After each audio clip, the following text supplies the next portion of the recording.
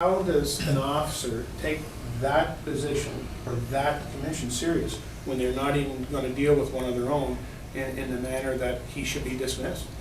Again, if an officer did or made those comments, they'd be before an arbitrator and they'd be looking for the dismissal of that officer. Why? Because officers are supposed to be held to a higher standard. We're saying that in his position as the executive director of the New Brunswick Police Commission, his position should also be held to a high standard. Harold, you speak French? Je peux parler un peu en français, ce n'est pas le bon français, je pense, mais je peux faire l'effort. Go ahead. Same thing in French. Je peux essayer, mais je n'ai pas donné une garantie que mon français est That's assez okay. bien. We were grateful for the effort. If you want to try, maybe just explain to us en français peut-être les conséquences si Monsieur Roberge reste.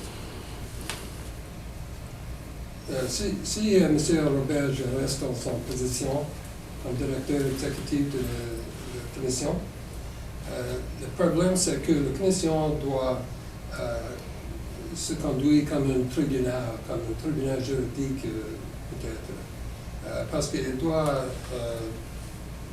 penser et faire les actes dans une manière très impartiale.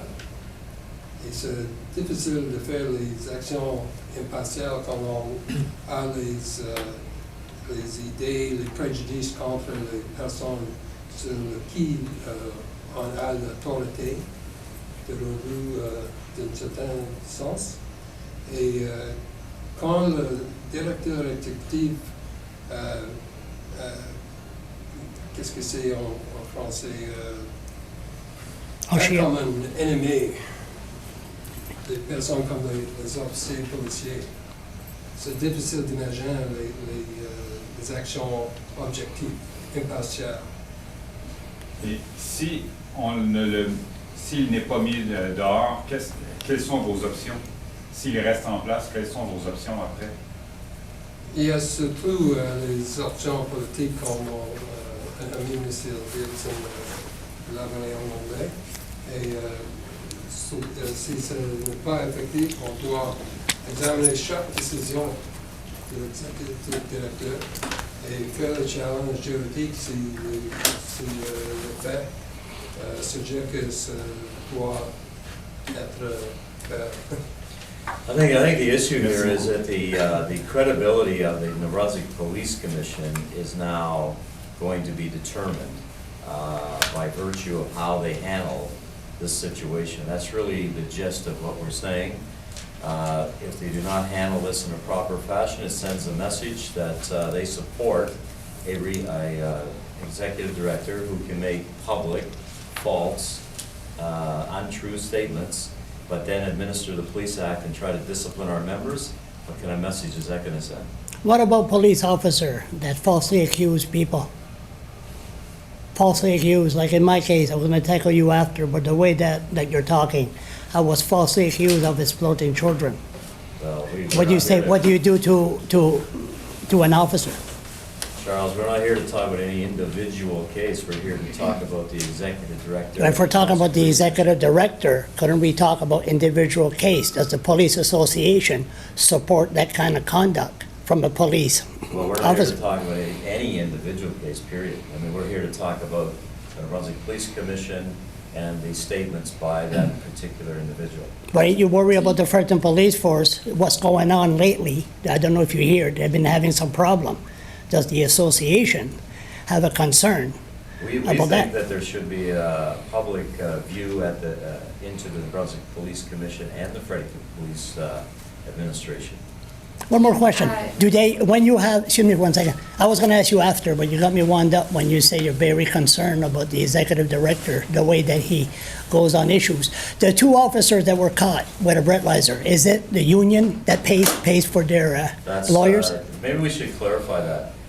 The Fredericton Police are represented by the Carpenters Union. We do not represent them. We are the Brunswick Police Association. that What's the represents difference? them. One is the one that handles the union affairs, and we do the provincial affairs. So Those kind of questions will have to be addressed to the local union, Charles.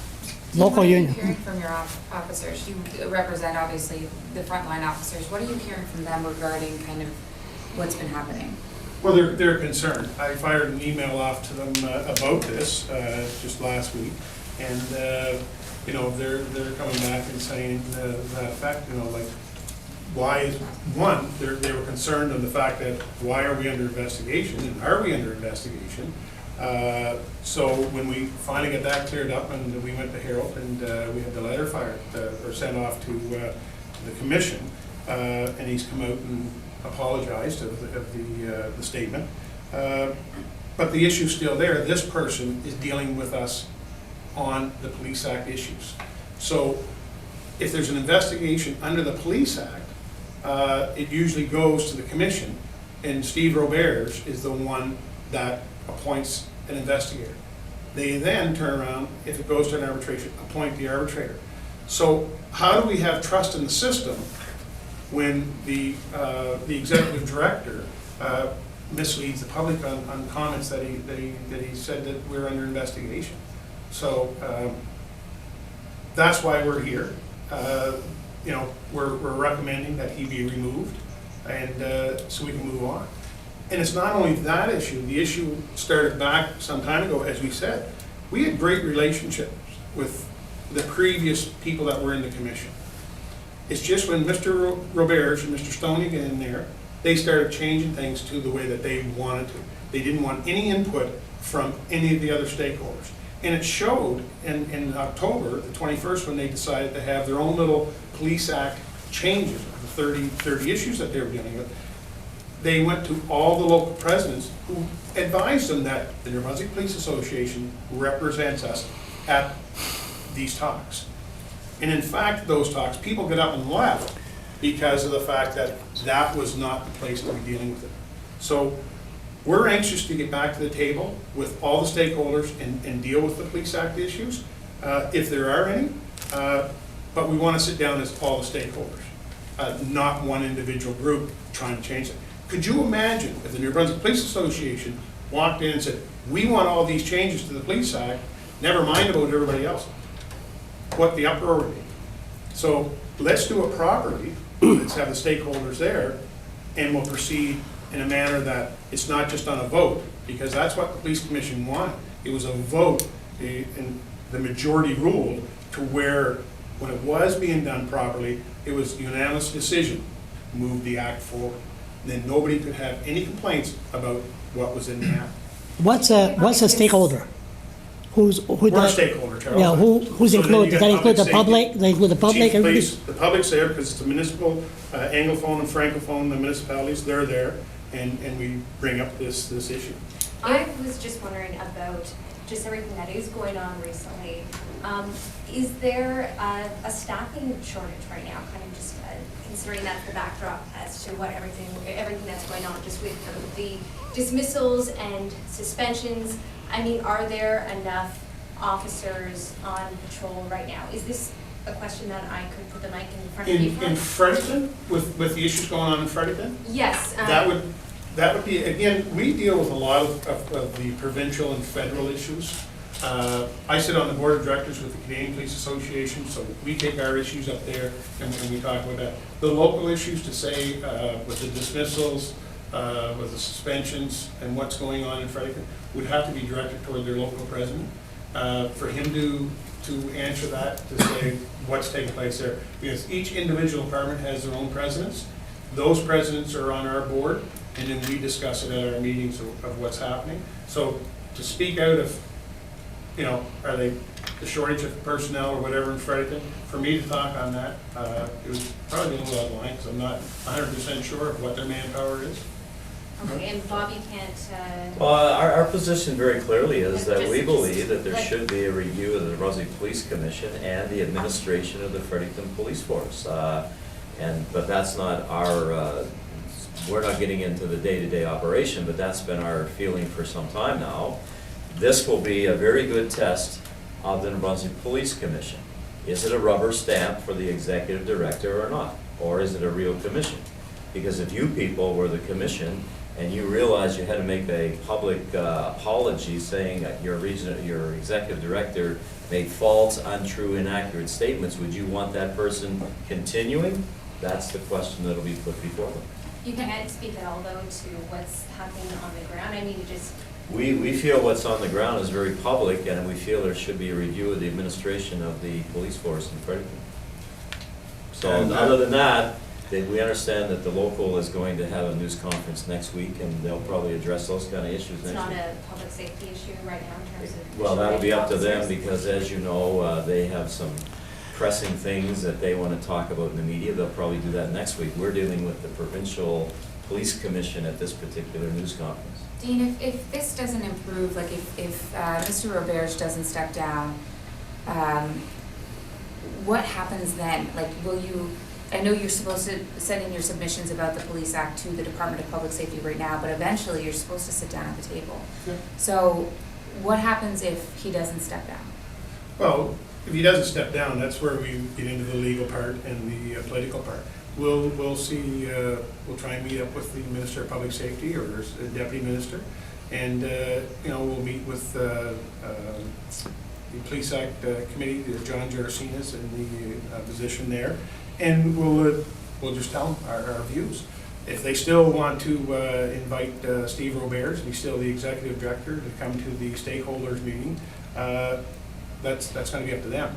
But again, as we stated here, how does somebody stay in that position by making the allegations? And it's not just one allegation that he's made, it's a number of them. And we're hoping to have that in-camera meeting with the commission to sit down and go over all the issues that Mr. Roberge has brought forth that we feel are false. And at the end of the day, they'll have to make a decision. If they keep him there, then we'll move, another step legally or politically, and if they remove him, then, let's do this properly of the changes to the Police Act. There was no issue back when we were doing this before. Everybody was in line of how it was going to be done. And in fact, with the arbitrators list, it was the fact that the stakeholders were there. They submitted names of the arbitrators who they wished that would want to be on the arbitrators list. And everybody agreed or disagreed to have that person. They weren't to be allowed to be associated with police unions or do work for them. They weren't allowed to do work for municipalities. So they were just arbitrators to look at the cases under the Police Act. That's changed because 7 people were put on there arbitrarily by the commission. No input by any other stakeholder. So that's one issue. So, there's a lot of things we want to talk to the commission about. We're hoping to get the meeting, and after that meeting, then we might have to have another news conference. Can you review a little bit, go back, I guess the most, what you would say was the most alarming thing that they said about the association? Well, If you could review. the most alarming one was that we were under investigation, when in reality, we weren't under investigation. And, for him to make those comments, and I mean, people say, well, he made a slip of the tongue. No, he made those comments. He knew what he was saying to the media about the fact that the executive of the organization were under criminal investigation, and we're not going to deal with them anymore. So, that was very alarming. People were coming up to me because they know my position with the MD Police saying, what did you do? How come you're under a criminal investigation? And I'm going, we're dealing with it. Don't worry, we're dealing with it. And, so I've been on the job 28 years, and I got the respect of the community. I've been doing this for 13 years, and never in my time has any of this ever come up. So it's disheartening that now we're dealing with this because a person is got an agenda and he's trying to move something forward. We don't know what it is, but at the end of the day, it'll all come out, and hopefully we can move forward without Mr. Roberge and get a police act that is good for everybody in the community, and that means the policing community and the public. Bob, are you calling a public inquiry of the police chief and administration or the whole police force? Our position is that the Brunswick Police Commission, with the events that Dean has outlined here, should be reviewed. and the administration of the police force should be reviewed. That's our position. But the whole, are you calling for a public inquiry at the Fredericton Police Force? No, today, we're calling for. Today, but- Today, we're calling for a meeting in camera through our lawyer with the New Brunswick Police Commission. That's what we're doing today. That's all we're doing today. So when you ask for an inquiry about the police chief, you're not meaning an inquiry of Leanne Fitch? Didn't you say All I that? was reciting is our past points we made. We're not saying that today. We're saying we have made that point some weeks ago, or What- a few weeks ago. What does that mean? Does that mean the whole police force or just the police chief? No, we went on record a week ago saying that the New Brunswick Police Commission and the chief of police should be reviewed. Not the whole police force? No, Not have a public input on the whole police force? no. Okay. Dean, how damaging was that, those statements? Well, I look again, and as I said, being involved in policing for 28 years, you have a credibility, and you gotta go before the courts, and, you know, if we let this go and didn't do anything about what Mr. Robert said,